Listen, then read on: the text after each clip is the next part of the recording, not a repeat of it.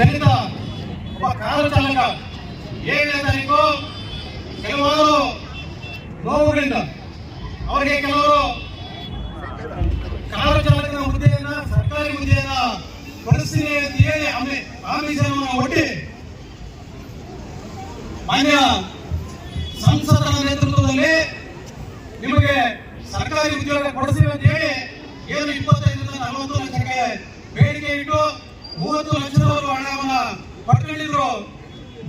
ಆ ಒಂದು ಕಾರಣಕ್ಕಾಗಿ ಸುಮಾರು 2-3 ವರ್ಷದಿಂದ ಅವ್ರಿಗೆ ಯಾವುದೇ ರೀತಿಯಾದಂತಹ ಸೌಲಭ್ಯ ಆಗಲಿ ಅವ್ರಿಗೆ ಕೆಲಸವನ್ನಾಗಲಿ ಕೊಟ್ಟಿರಲಿಲ್ಲ.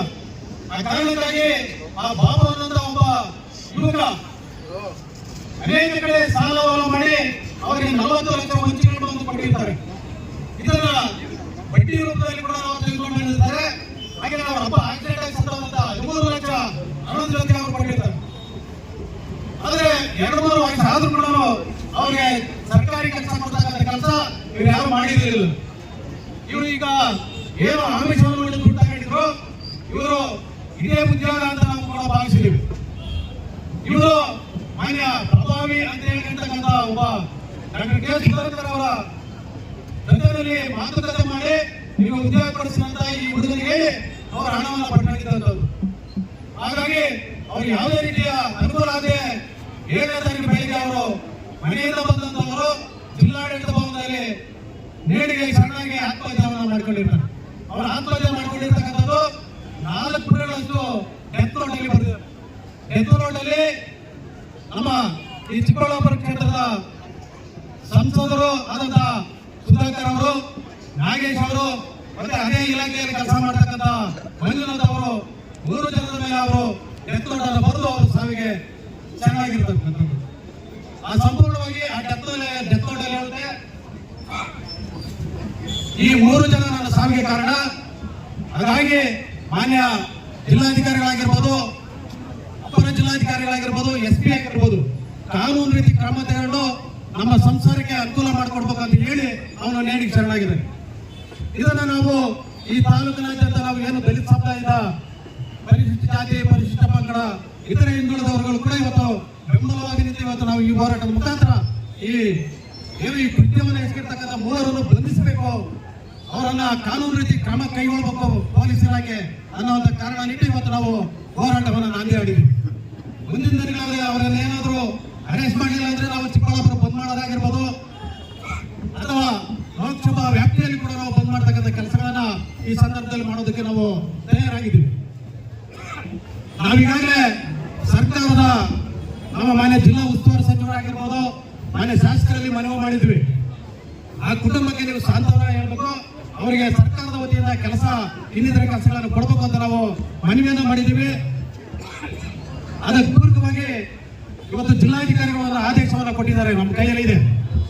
ಆ ವ್ಯಕ್ತಿ ಬಾಬು ತಾಯಿಗೆ ತಿಂಗಳಿಗೆ 5,000 ಮಾಶಾಸನ ಕೊಡ್ತಕ್ಕಂಥದ್ದು ಈಗಾಗಲೇ ಆದೇಶ ಮಾಡಿದ್ದಾರೆ. ಮತ್ತೆ ಸಮಾಜ ಕಲ್ಯಾಣ ಇಲಾಖೆಯಿಂದ 4.5 ಲಕ್ಷ ಏನು ಸಾವಿಗೆ ಶರಣಾದಂತ ವ್ಯಕ್ತಿಯ ಹೆಂಡತಿಗೆ ಅಕೌಂಟ್ ಹೋಗ್ತಕ್ಕಂಥ ಕೆಲಸ ಸಮಾಜ ಕಲ್ಯಾಣ ಇಲಾಖೆ ಮಾಡಿದೆ. ಸರ್ಕಾರದ ವತಿಯಿಂದ ಹಾಗೆ ಒಂದು ಕೆಲಸ ಕೊಡ್ತಕ್ಕಂಥದ್ದು ಮತ್ತು ಆ ಸತ್ತಂತ ವ್ಯಕ್ತಿಯ ಅಣ್ಣನಿಗೆ ಉದ್ಯೋಗಕ್ಕಾಗಿ ಒಂದು ಬೇರೆ ಕೆಲಸ ಕೊಡ್ತಕ್ಕಂಥ ಕೆಲಸನ ಈಗಾಗಲೇ ಸರ್ಕಾರ ಮಾಡಿದೆ.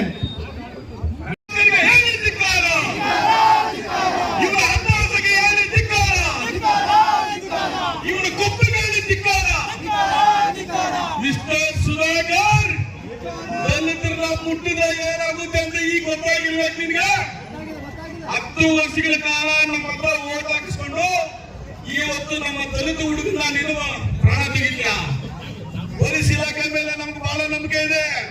24 ಗಂಟೆಯಲ್ಲಿ ಸುಧಾಕರ್ನ ಬೇಡಿ ಹಾಕೊಂಡು ಅಣಕೂರ್ ಜೈಲಲ್ಲಿ ಟಿಫನ್ ಕೊಡ್ಸಿಲ್ಲ ಅಂದ್ರೆ ಚಿಕ್ಕಬಳ್ಳಾಪುರ ಬಂದ್ ಮಾಡ್ತೀವಿ ನಾವು, ಬಿಡಲ್ಲ ನಾವು. ದಲಿತರು ಸ್ವಾಭಿಮಾನಿಗಳು, ಹೋರಾಟಗಾರರು, ಸಾಯಕರು, ಸಾಹಿತ್ಯಕರು ಆ ಮಟ್ಟದಲ್ಲಿ ಇರ್ತಕ್ಕಂಥ ನಾವು. ಈಗ ನಮ್ಮ ಸೀನಿಯರ್ ಮಾಡಿದೆ ಬೆಂಡಿಗಿಟ್ಟಿದ್ದಾರೆ. ಇದನ್ನ ನಾವು ಒತ್ತಾಯಪೂರ್ವಕ ಮಾಡಿದ್ದಕ್ಕೆ ಮಾತ್ರ ಇವರು ಏನೋ ದಲಿತ ಹುಡುಗನ ಸಾಯಿಸಿದ್ದಾರೆ, ಮೋಸ ವಂಚನೆ ಮಾಡಿ ಅವ್ನ ಪ್ರಾಣ ಹಿಂಸೆ ಕೊಟ್ಟು ಅವ್ನು ಸಾಯಿಸಿ ಏನೋ ನೇಣಿಗೆ ಶರಣಾಗೋದರ ಮಾಡಿದ್ದಾರೆ ಅಂತ ಇದೇ ಶಿಲಾಟ ಸರ್ಕಲ್ನಲ್ಲಿ ನಾವು ಧರಣಿ ಸತ್ಯಾಗ್ರಹ ಮಾಡಿದ ಫಲವಾಗಿ ಇವಾಗ ಕೇಸ್ ಆಗಿದೆ.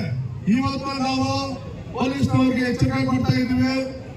ಯಾರಿದ್ದಾರೆ ಅಪರಾಧಿಗಳು, ಏನಿದ್ದಾರೆ ಇವಾಗ ಆರೋಪಿಗಳು, ಅವರನ್ನ ಬಂಧಿಸಿ ಕೂಡಲೇ ಜೈಲು ಕಳಿಸಬೇಕು.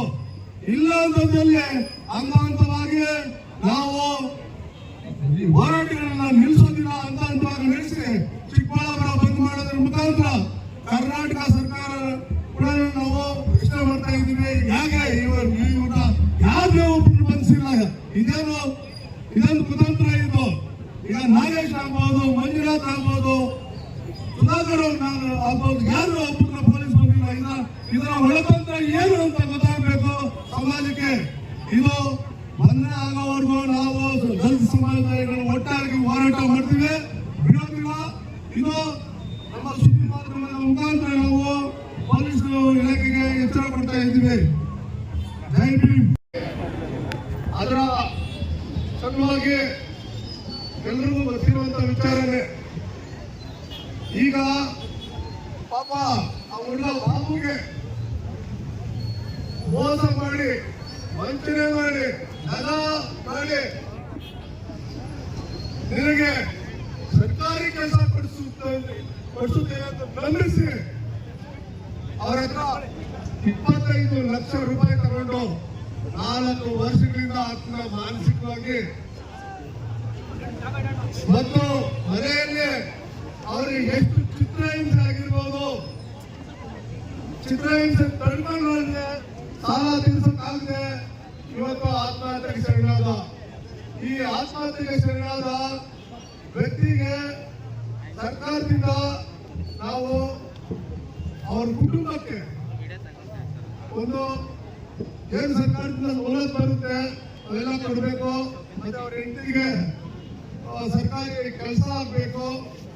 ಆಮೇಲೆ ಅವರ ಕಾನೂನು ಕ್ರಮ ತೆಗೆದುಕೊಳ್ಬೇಕು ಅಂತೇಳಿ ಒತ್ತಾಯ ಪೂರ್ವಕವಾಗಿ ಈ ದಿನ ದಲಿತ ಮುಖಂಡಗಳೆಲ್ಲ ಮುಖಾಂತರ ನಾವು ಈ ದಿನ ಪ್ರತಿಭಟನೆಯನ್ನು ಹಮ್ಮಿಕೊಂಡಿದ್ದೀವಿ. ಈ